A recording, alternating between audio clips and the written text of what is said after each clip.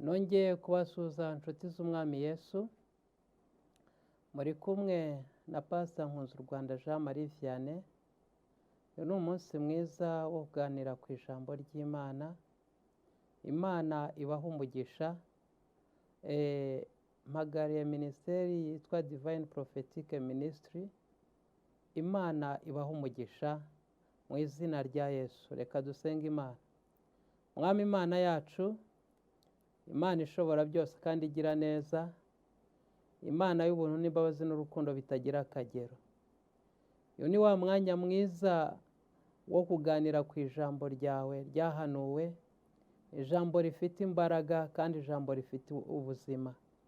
Sengeye buri wese ugiye kumva ijambo ryawe, ndakwinginze ngo umwuka wera abane nawe kandi umwuka wera abane nanjye ugiye kuvuga ijambo ryawe, twese tubashe gusangira ibyiza waduteguriye muri aya masaha meza mwami.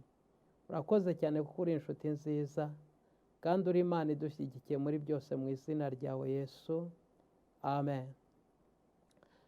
Nongeye kubasuhuza inshuti za BTV kandi inshuti z'umwami Yesu Kristo. Imana ibaha umugisha, torero ry'umwami Yesu. Imana ibagire neza kubw'ubuntu n'imbabazi twagiriwe tubiheshejwe n'amaraso ya Yesu Kristo w'i Nazareti. Imana ibagire neza. Reka rero tuganire ku ijambo ry'Imana Imana yashyize ku mutima wanjye muri aya masaha. Ndakwinginze aho uri ukurikira ijambo ry'Imana kuko ijambo ry'Imana rirakiza. Kadusome mu butumwa bwiza uko bwanditswe na Matayo ibice 6 ku murongo waho wa 26. Dusome mu izina rya Yesu. Nicyo gitumye mbabwira nti ntimukiganyire ngo mutekereze ubugingo muti tuzarya iki cyangwa muti tuzanywa iki. Ntimwiganyire ngo mutekereze iby'umubiri wanyu ngo tuzambara iki. Mbese ubugingo ntiburuta ibyo kurya, umubiri nturuta imyambaro? Nimurebe ibiguruka mu kirere, ntibibiba, ntibisarura, ntibihunika mu bigega, kandi so mu ijuru arabigaburira nabyo. Mwebwe se ntimubiruta cyane? Ninde muri mwe wiganyira wabasha kwiyunguraho umukono umwe? None se ikibaganyisha imyambaro ni iki? Mutekereze uburabyo bwo mu gasozi uko bumera. Ntibugira umurimo, ntibuboha imyenda. Kandi ndababwira yuko Salomo mu bwiza bwe bwose atarimbaga nk'akarabyo kamwe ko muri ubu. Ariko Imana ubwo yambika ubwatsi bwo mu gasozi ityo buriho none ejo bakabujugunya mu muriro, ntizarushaho kubambika mwabafite kwizera gukemwe? Nuko ntimukiganyire mugira ngo tuzarya iki cyangwa ngo tuzanywa iki cyangwa ngo tuzambara iki, kuko ibyo byose abapagani babishaka, kandi so mu ijuru azi ko mubikwiriye byose. Ahubwo mubanze mushake ubwami bw'Imana no gukiranuka kwayo, nibwo ibyo byose muzabyongererwa. Imana itugire neza kandi Imana iduha umugisha mu izina rya Yesu Kristo. Dusomye amagambo meza cyane Yesu arimo yigisha abantu, abwiriza abantu ubutumwa bwiza ubwo ari kuri wa musozi aho yavugaga ku bahiriwe. Aterura icyigisho cye akomeza abwira abantu ngo bareke kwiganyira. Mu buzima tugenda tunyuramo cyangwa se mu byo duhura nabyo, tujya tugira ikibazo cyo kwiganyira bitewe n'ibyo duhura nabyo bitugora kandi biturushya. Yaba abakomeye n'aboroheje, umuntu wese mu buzima bwe agira kwiganyira kubw'ibyo ashaka kugeraho, kubw'ibyo akeneye, kubw'ibyo cyangwa se ku bijyanye n'iterambere rijyanye n'ubuzima bwe bw'igihe kizaza, ugasanga habayeho kwiganya umuntu ati ese ibi nzabigeraho nte, ibi nzabigenza gute, ibi nzabikora gute, mbese ibi nzabibona gute. Ugasanga umuntu mu buzima bwe bwa buri gihe agengwa no kwiganya. Nuko tubayeho muri iyi si, nuko tubaho muri iyi si, nuko n'ibyo duhura nabyo. Ariko Imana ishimwe kuko Yesu aya magambo yavuzeho. Yesu aratangira kuvuga aya magambo yerekeje ku byaremwe cyangwa se ku by'Imana yaremye. Avuga kuri ibi ngibi avuga yerekeje ku bwatsi bwo mu ishyamba, yerekeza ku nyamaswa, yerekeza ku bintu byaremwe, kandi ibyo byose byaremwe mbere y'uko umuntu aremwa. Ibyo ngibyo byaremwe kugira ngo binezeze umuntu ajya abireba abyishimire, anezererwe iby'Imana yaremye, bimutera umunezero wo kumenya neza, wo kubona Imana. Kuko iyo dusomye igitabo cy'itangira igice cya mbere, hatwereka ko mbere Imana yaremye ijuru n'isi, irangije ishyiraho inyanja, ishyiraho imbibi zayo, irangije ishyiraho imeza ibimera, ishyira mu mazi amasamake, mu ishyamba ishyiramo inyamaswa zitandukanye. Ibyo byose yabiremye kugira ngo bijye binezeza umuntu. Irangije kubirema ibiha umwana w'umuntu. Imana itugire neza. Mu kubiha umwana w'umuntu ngo abiyobore kandi abirinde abitegeke, ni ukuvuga ngo mu buzima bw'umwana w'umuntu Imana yabonaga hari ikigomba kumunezeza kugira ngo ahore abyishimira. Ibyo byose rero Yesu yabitanzeho urugero bati ibi byose mubona, ibi byose mwitegereza, ibi byaremwe byose murebesha amaso yanyu, ibi ngibi Imana yabishyizeho kandi biha ubwiza, ariko ubwo bwiza Imana yabihaye ntabwo buhwanye n'ubwanyu, ntabwo butandukanye n'ubwanyu, kuko Imana yaremye umuntu mu ishusho yayo, imuha ubwiza nk'ubwayo, imuha agaciro, imuhumekera umwuka w'ubugingo, irangije imugabira ibyo byose yaremye. Ariko kubw'icyaha cy'umwana w'umuntu aza gukora ikosa ryo gucumura. Amaze gucumura bituma ibi ngibi byose yabonaga atangira kubona ko bimuruta, ariko siko twakagombye kubibona gutyo. Niyo mpamvu Yesu yavuze ngo mbese inyoni zo mu kirere ntizigaburirwa, ubwatsi bwo mu ishyamba ntibwambikwa kandi bukagira ubwiza, ngo nyamara Salomo nta na kamwe ngo yabasha kurimba nkako, kuko bwari bufite ubwiza bubukwiriye, na Salomo yari afite ubwiza bumukwiriye. Hagati aho ngaho rero katubanze turebe icyo ijambo ry'Imana ritubwira. Yesu aravuga ngo ntimukiganye musaba ibyo kurya, aravuga ngo mbese ibasha kugaburira inyoni, haleluya, ibasha kugaburira inyoni, ikagaburira ibishwi byo mu ishyamba, mbese mwebwe ubwanyu ibyo ngibyo ntabwo mubiruta? Imana itugire neza. Imana ishimwe.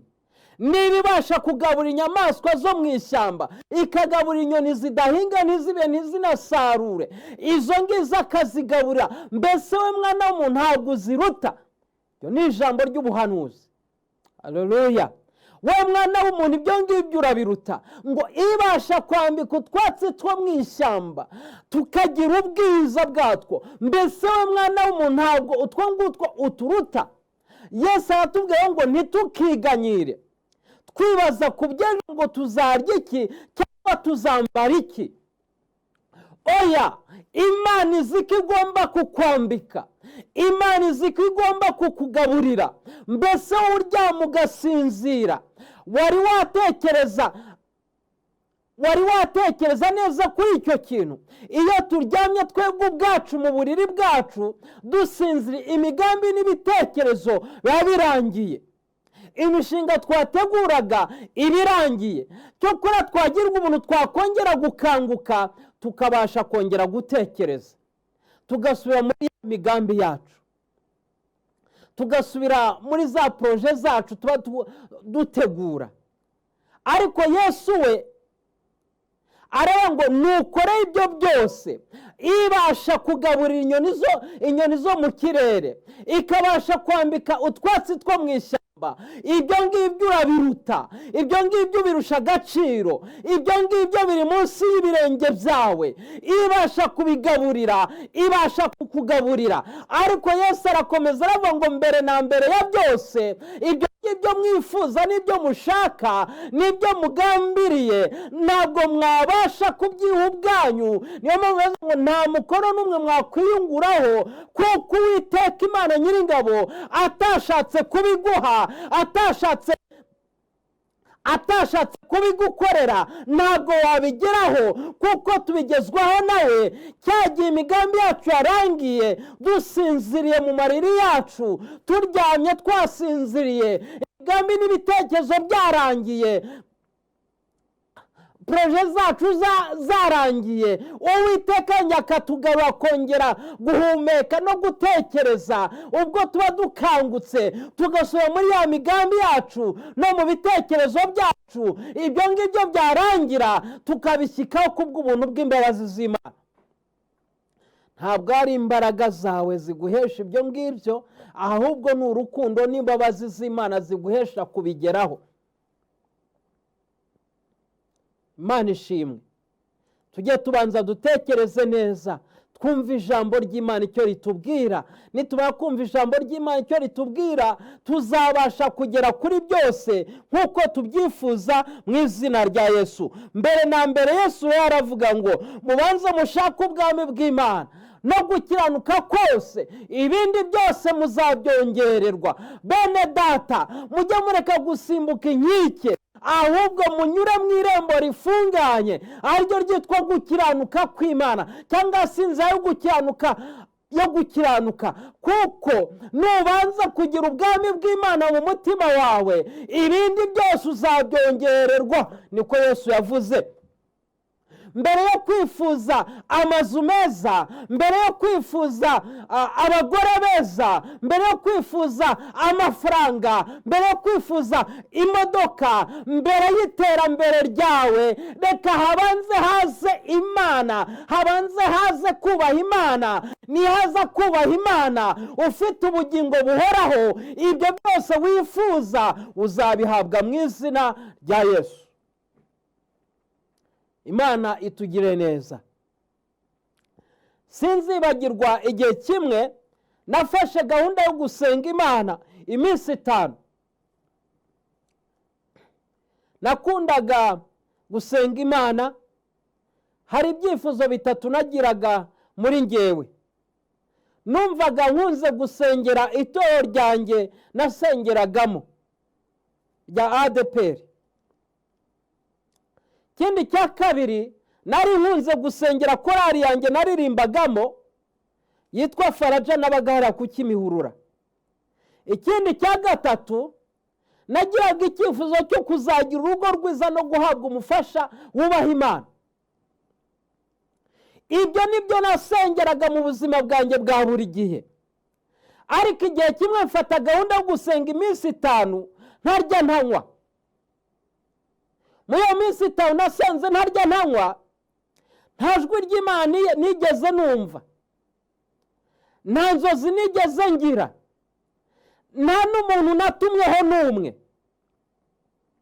Hanyuma mvamo gutyo, maze kuvamo haciye iminsi 2, numva ijwi ry'Imana rambwiye ngo genda usenge indi minsi.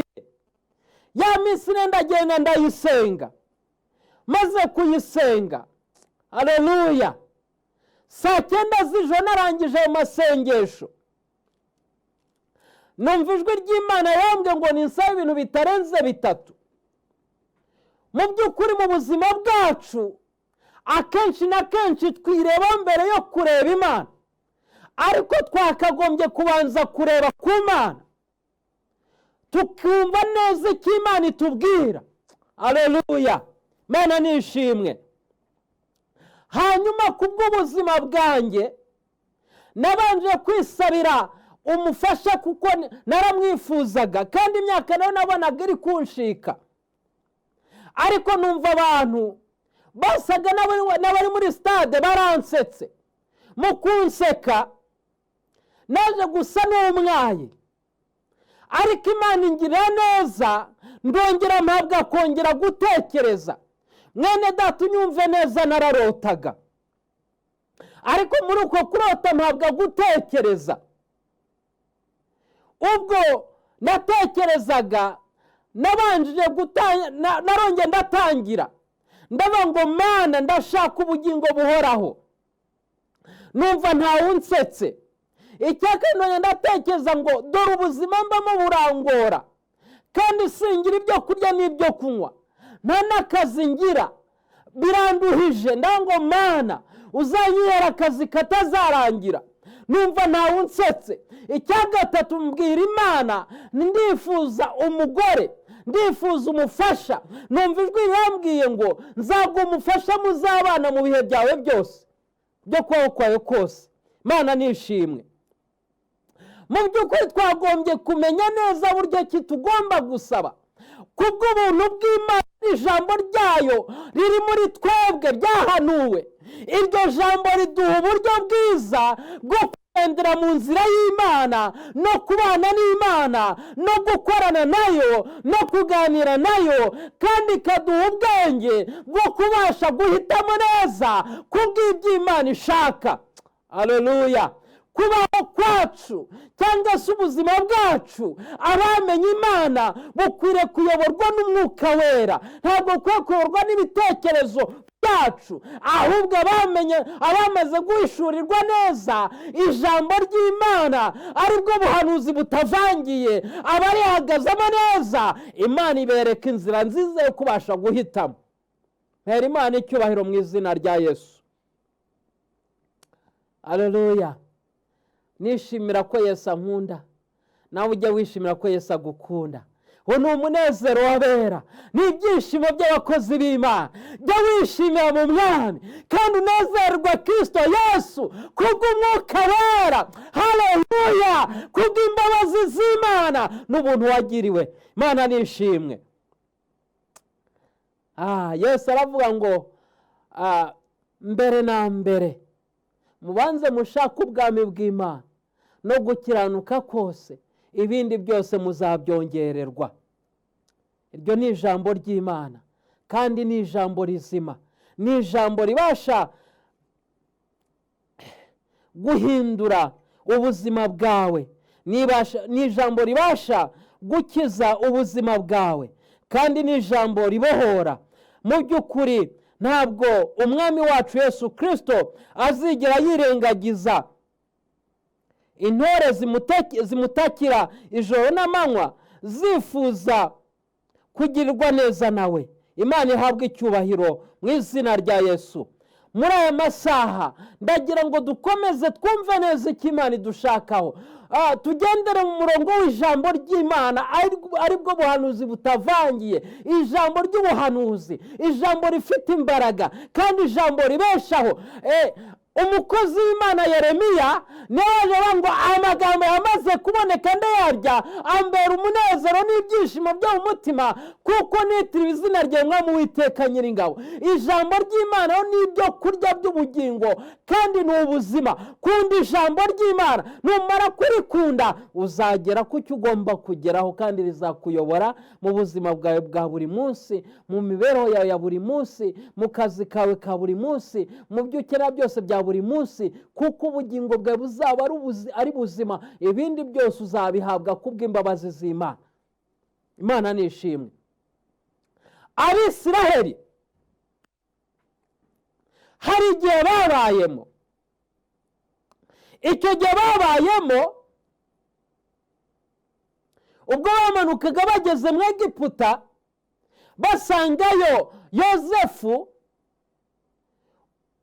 umuhungu wa Yakobo. Bene Yakobo bamanutse bajyaho nyine aribo Bisiraheli, bageze ngo batuye mu gihugu cy'i Gosheni, babaho mu buzima bwiza, baranezerwa, barishima cyane, bagubwa neza.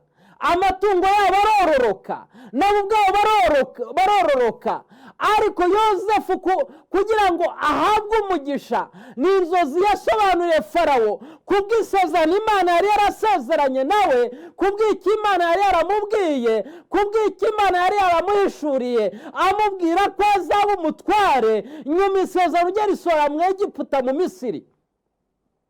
Aho ngaho Abisiraheli ubwo bari bariyo baguwe neza, ariko nyuma haza kwima undi mwami utaruzi amateka yabo, utaruzi Yozefu, utari umusobanukiwe. Hanyuma atangira kurwanya ba Yakobo, abakoresha uburetwa, nabo binjira muri iyo ka yo kwiganyira, batangira kwibaza ku buzima bwabo, batangira gutekereza ejo habo hazaza. Babona ko igihe barimo ari igihe cy'akaga n'imibabaro. Bafata umwanzuro wo gusenga, Imana ishimwe. Bafata umwanzuro wo gushaka Imana mu mitima yabo.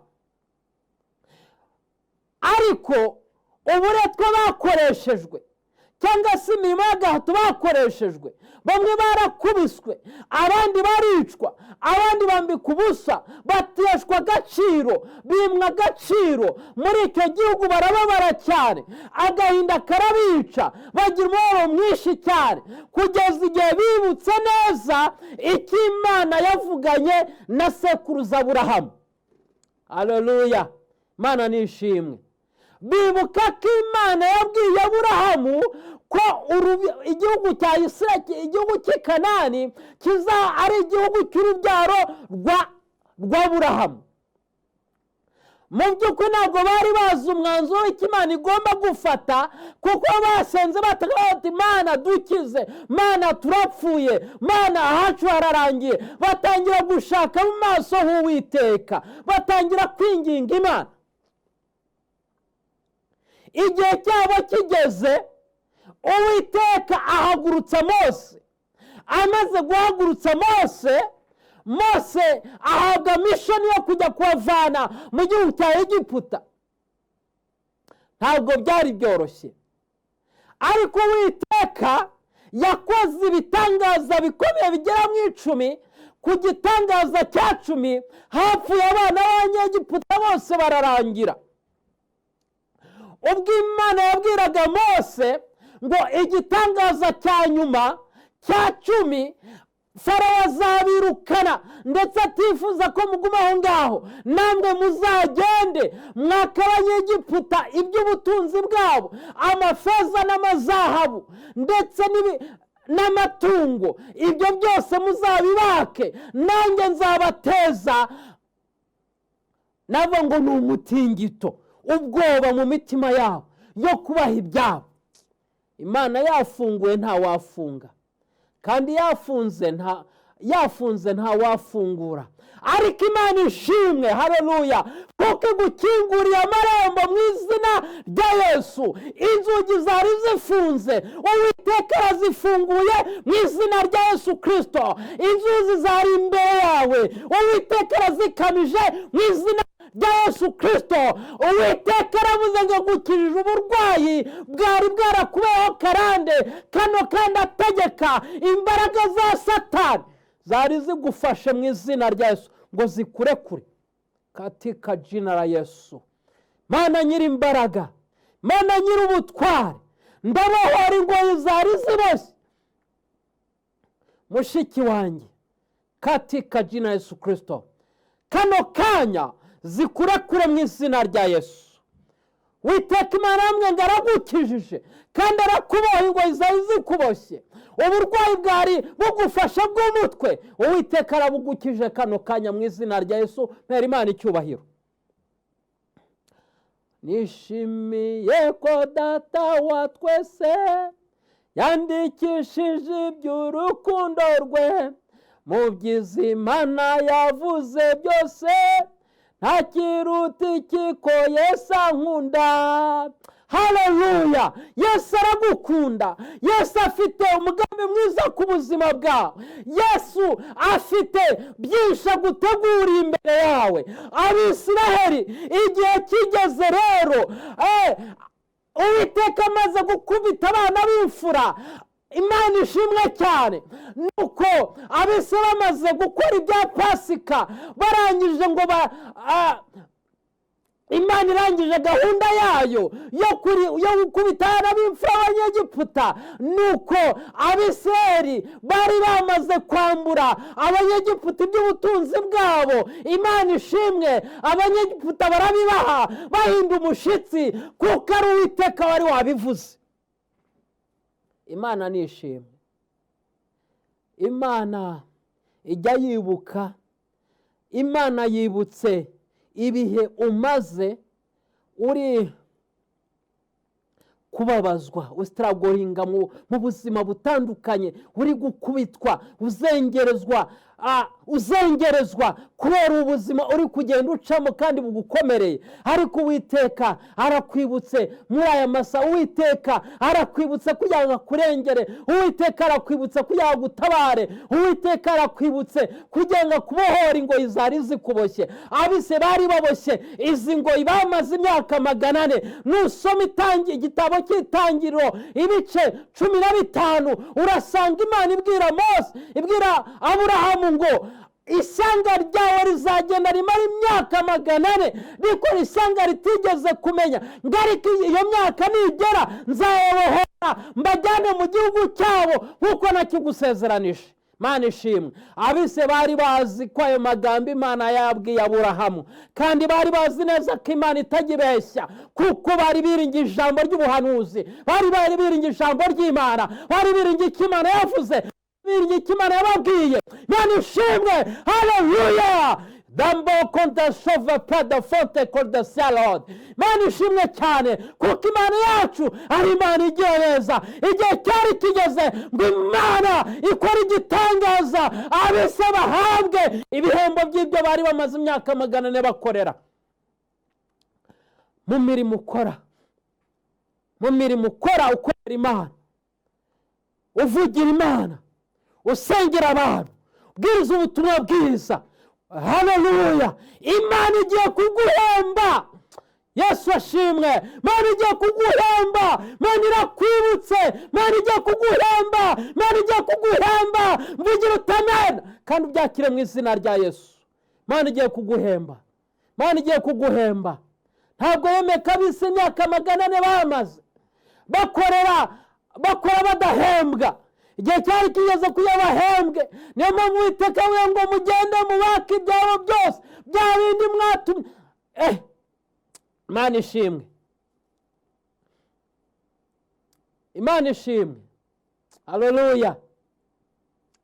Kino gihe cyangwa se igihe turimo ni igihe Imana igiye kuguhemba.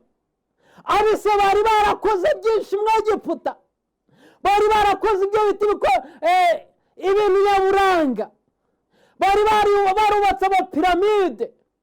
Ayo mapiramide yari yubakanye ubuhanga, n'uyu munsi aracyari mu gihugu cya Egiputa, kandi uyu munsi yinjiza amadovize menshi mu gihugu cya Egiputa. Abantu bajya mu gihugu cya Misiri, abantu bajya kureba ibyo Abise bakoze, kuko byari bikoranye ubuhanga. N'uyu munsi nta n'umwe wari wongera kubikora ibyo bakoze mu myaka amagana n'amagana, biracyahe n'uyu munsi abantu bajya kubireba no kubyitegereza. Rero n'icyo gihe ibyo bakoraga abanyamahanga bazaga kubireba. Imana ishimwe. Bikinjiriza Abanyegiputa, bakungukira ku Bisiraheli.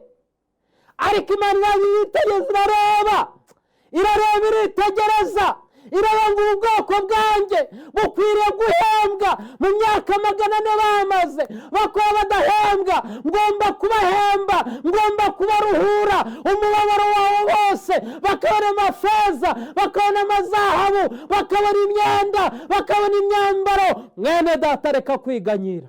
Uwiteka yakwibutse kuri uyu mugoroba, kuri aya masaha meza. Yesu ashimwe.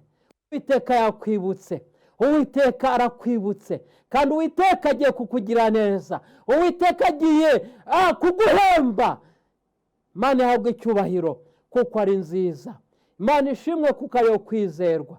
Imana ihimbazwe kuko ari igisubizo cy'ibibazo byacu. Abise barahembwa bahabwa ibyabo, nawe uwiteka agiye kuguhemba ibyawe. Reka kwiganyira, ureke gusuhuza umutima, ureke kwiheba, kuko uwiteka Imana Nyiringabo agiye kuguhemba no kuguha ibyo waruhiye mu myaka runaka yashize. Imana nihabwe icyubahiro. Mu myaka runaka ishize uwiteka agiye kuguhemba, uwiteka agiye kukwibuka, uwiteka agiye kukugira neza, kandi uwiteka agiye kugusubiza. Imana ishimwe bigendanye nuko wakoze. Iyagiriye neza Abisiraheli, ikabaha ibyo baruhiye, ikabaha ibihembo by'ibyo bamaze imyaka 400 bakora, nawe uwiteka agiye kuguha ibyo waruhiye mu izina rya Yesu. Niba yambika ubwatsi bwo mu ishyamba, akagabura inyamaswa zo mu ishyamba, ibyo ngibyo urabiruta kandi ubisumbya agaciro, kuko uri uw'agaciro mu maso y'Imana. Uri umuvugizi w'Imana, uri ambasaderi w'Imana. Uwiteka Imana Nyiringabo arambwiye ngo ibyawe agiye kubivivura nk'uko yavivuye ibyanjye mu izina rya Yesu. Imana nishimwe, Imana ihabwe icyubahiro, kandi Imana itugire neza, kuko uwiteka Imana Nyiringabo atazigera akuriganya.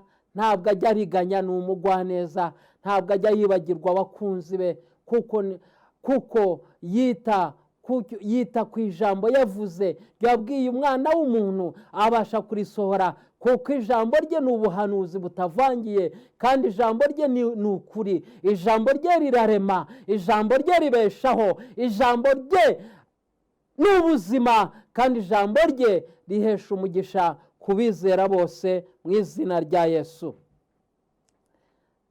Tugeze mu mwanya wo gusenga Imana,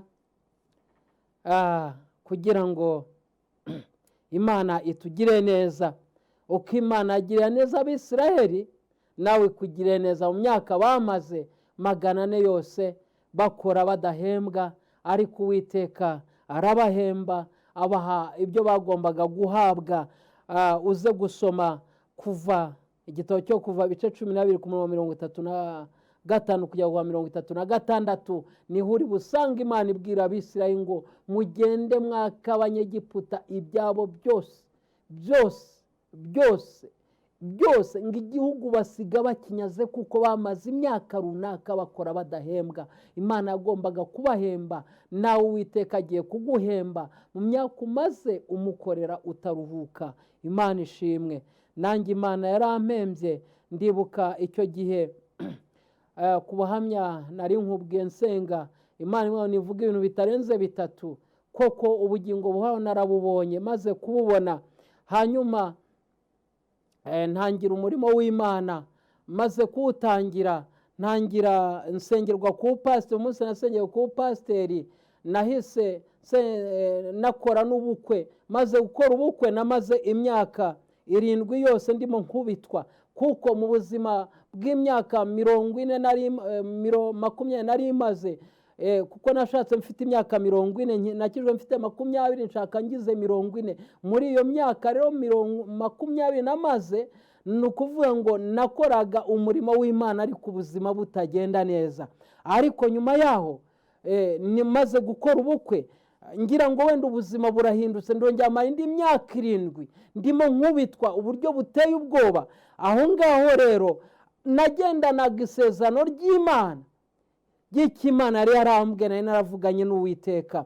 Uwiteka arangije ahagurutsa abantu abahishura byose ku buzima bwanjye. Bari mu gihugu cya Amerika batangira kumfasha. Nuko Uwiteka yanyibutse, kuko najyaga nsenga Mana, dore ndasenga nsengera abantu Imana ukabakiza, ariko inzara iranyishe kandi ndababaye. Mana, dore mbayeho mu buzima bubi, kumva pasiteri abasha kujya guhingira amafaranga 1000 ari guhingira abantu, barangiza bakakuzanira abantu ukabasengera, wamara kubasengera Imana ikabakiza, yamara kubakiza ntihagire n'umwe uguha n'atanu, bwacya mu gitondo nkajya guhingira abandi, cyangwa se nawe ntajya guhinga nkajya gukora ubuyede. Cyari ikintu gikomeye cyane, ariko kuko nihanganiraga mu Mana, nibuka icyo navuganye n'Uwiteka, nibuka ko navuganye n'Imana, Imana yampamagaye, ibyo byose narabyihanganiye, kugeza igihe bamwe muri bagenzi banjye bari banzi neza mu busore bwanjye, bakabona nako uko maze kwa na pasiteri, barambwira tumva Pastor Jean Marie, ntabwo ibyo bintu ari byo. Niba wiyize ukabuze ko impano z'Imana ziri muri wowe, hari icyo ugomba gukora mbere y'uko usengera umuntu, abanza ashyira 100 aho ngaho ubone kumusengera. Ariko umwuka wera w'Imana arambwiraga ngo ya uramenye nzaguha umugisha. Imana ishimwe cyane. Imana rero yaranyihanganishije, kandi mpa kwizera gukomeye kutanyeganyega, kuko umukiranutsi akwiye kugira kwizera, agashyira Imana imbere y'ibindi bintu byose, akiringira Imana adashidikanya, akayizera mu mutima we, ntaci iburyo cyangwa ibumoso, ahubwo agakomeza imbere agatumbira umusaraba, Imana ikamugira neza. Nuko igihe cyarageze rero Uwiteka aranyibuka kandi angira neza. Uyu munsi wa none nguwe neza, ndashima Imana kuko ndamahoro. Uwiteka yaranzahuye, Uwiteka yamaze umubabaro, Uwiteka yamaze agahinda. Hari byinshi kandi ntegereje Uwiteka yitegura kunkorera mu bihe biri imbere. Imana ibahe umugisha. Ndizera ko tuzashimana Imana kuri BTV ndetse n'ahandi hantu runaka nzabasha kuba ndi, tuzashimana Imana. N'uyu munsi ndashima Imana aho igejeje ikora. Imana nishimwe, ndayishimira aho igejeje ikora, ndayishimira kuko ari umugwaneza, ndayishimira kuko ari urukundo. Mwene data, ibi mbikubwire kugira ngo ukomere kandi uhagarare mu cyo Imana yavuganye nawe, uhagarare mu ijambo ry'ubuhanuzi, mu ijambo ry'ubuhanuzi ariryo Bibiliya, ijambo ry'Imana. Iyi Bibiliya nukurikirana ukayisoma neza, Uwiteka Imana Nyiringabo azakuyobora, kuko Dawidi aravuga ngo ijambo ryawe Mana nitabaza rimurikira inzira y'ibirenge byanjye. Imana izakumurikira kandi uzabona umucyo w'Imana, uzabona umugisha w'Imana, uzahabwa umugisha n'Uwiteka mu izina rya Yesu.